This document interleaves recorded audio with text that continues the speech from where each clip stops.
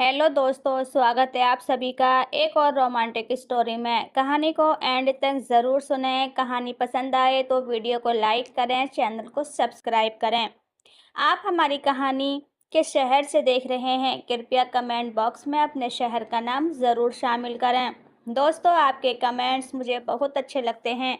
जब भी मैं आपके कमेंट्स पढ़ती हूँ तो मुझे बहुत ही अच्छा लगता है, तो प्लीज़ आप कमेंट ज़रूर किया करें। चलिए शुरू करते हैं आज की कहानी। जब मैं छोटी थी, यही कोई 12 साल की, तब दुनिया मुझे बहुत सीधी और मासूम लगती थी। अपने घर में, अपने माता-पिता के बीच मैं खुद को सबसे ज़्यादा महफूज समझती थी। लेकिन मुझे नहीं पता था कि कभी-कभी खतरा बाहर से नहीं बल्कि हमारे सबसे करीब के लोगों से भी हो सकता है। पापा के बचपन के दोस्त थे विनय अंकल। जब वे हमारे घर आए तो पापा ने बड़ी खुशी से उन्हें अपने साथ रख लिया। घर में ज़्यादा जगह नहीं थी, तो उन्होंने बच्चों के कमरे में सोने का फैसला किया। मम्मी ने एक बार पूछा भी, इतनी जगह तो नहीं है, ये कहाँ सोएंगे? पापा ने हंसकर कहा, बच्चों के साथ सो जाएगा, आखिर अपने भाई जैसा है। विनय अंकल बहुत ही अच्छे लगते थे, हमेशा हंसते रहते, हमारे लिए चॉकलेट लाते, कहानियाँ सुनाते और हमें घुमाने भी ले जाते। धीरे धीरे वे हमारे घर के हिस्से जैसे हो गए थे। मम्मी भी उनकी बहुत इज्जत करने लगी और पापा तो पहले से ही उन्हें भाई मानते थे। शुरुआत में सब कुछ सामान्य था, लेकिन फिर धीरे धीरे कुछ चीज़ें बदलने लगीं। रात को जब सब सो जाते तो विनय अंकल मेरे पास आकर बैठ जाते। वे मेरे बालों में उंगलियां फेरते, मेरा हाथ पकड़कर पूछते कि मैं डर तो नहीं रही।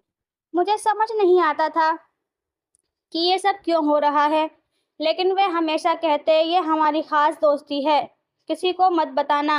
मैं मासूम थी, मुझे समझ ही नहीं आता था कि ये सब गलत है या सही, लेकिन अंदर कहीं कुछ अजीब सा महसूस होता था। उनका छूना अब अलग सा लगने लगा था। पहले उनका हंसकर गले लगाना अच्छा लगता था, अब उसमें कुछ अजीब सा लगता था, लेकिन मैं चुप रही। धीरे धीरे उनकी हरकतें बढ़ने लगी।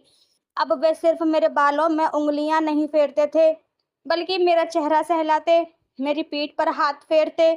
कभी-कभी वे मुझे अपने पास सुलाने की कोशिश करते। अंकल, मैं मम्मी के पास सोऊंगी, मैं कहती, लेकिन वे हंसकर कहते, अरे डरो मत, मैं हूं ना, तुझे चॉकलेट दूंगा, लेकिन किसी से मत बताना। और मैं चुप रहती, शायद इसलिए कि मैं डरती थी। एक रात जब सब सो चुके थे, मैं अचानक किसी हलचल से जाग गई। मैं कांप गई जब देखा कि विनय अंकल मेरे बहुत करीब थे। उनके हाथ मेरे गालों को सहला रहे थे। सो जा बेटा, उन्होंने धीरे से कहा और अपनी हाथ धीरे धीरे मेरी कमर तक पहुंचा दिया। लेकिन मैं सो नहीं पाई। उस रात मैं कांपती रही, खुद को सिमटती रही, लेकिन कुछ कह नहीं पाई। अब मैं हमेशा डर में रहने लगी। उनका हंसकर मुझे गोद में उठाना, उनकी लंबी कहानियां, उनके मेरे हाथों को पकड़कर देर तक बैठे रहना, अब सब कुछ डरावना लगने लगा था। मैं मम्मी को बताने की सोचती, लेकिन फिर याद आता कि वे पापा के कितने अच्छे दोस्त थे और पापा हमेशा कहते थे, विनय अंकल हमारे अपने हैं, उन पर तो आंख बंद करके भरोसा किया जा सकता है। मैंने सोचा कि शायद ये सब मेरा वहम है, लेकिन फिर एक दिन मेरी सहेली ने मुझसे पूछा, तू इतने दिनों से उदास क्यों लग रही है? मैं कुछ नहीं बोल पाई, लेकिन उसने जोर दिया। फिर न जाने कैसे मैं उसे सब कुछ बता गई। उसने सुना तो वो घबरा गई, बोली, ये बहुत गलत है, तुझे मम्मी से बात करनी चाहिए। मैं डर गई थी, अगर मम्मी ने यकीन नहीं किया तो, अगर पापा मुझ पर ही गुस्सा हो गए तो। बहुत हिम्मत जुटाकर मैंने मम्मी से बात की। पहले तो वह भी चौंक गई, लेकिन जब मैंने सब कुछ बताया तो उनके चेहरे का रंग उड़ गया। जब उन्होंने पापा को बताया तो पहले उन्हें यकीन ही नहीं हुआ, लेकिन जब उन्होंने मेरी आंखों में डर देखा, तब जाकर उन्हें समझ आया कि वे जिसे भाई मानते थे, वे असल में कैसा इंसान था। विनय अंकल को घर से निकाल दिया गया, लेकिन मेरे अंदर जो डर बैठ गया था, वह कभी नहीं निकला। कई रातें मैं जागती रही, सोचती रही कि अगर मैंने पहले किसी से बात की होती तो शायद ये सब नहीं होता।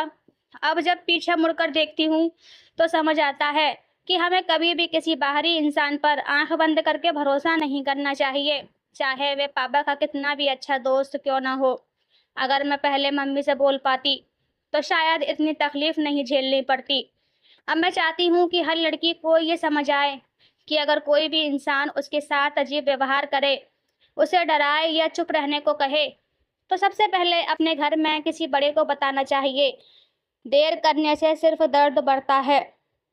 और हाँ, मैं आजकल के इस माहौल में उन सभी माँ-बाप से कहना चाहती हूँ कि प्लीज़ अपने बच्चों पर ध्यान दें, अपने बच्चों की बातें सुनें, उन्हें ज़्यादा से ज़्यादा वक़्त दें, बच्चों को डराकर ना रखें। जब माँ-बाप अपने बच्चों को डराकर रखते हैं, तो बच्चे उनसे बातें छुपाने लगते हैं और यही वह सबसे बड़ी गलती करते हैं, जिसकी भारी नुकसान उठाना पड़ता है।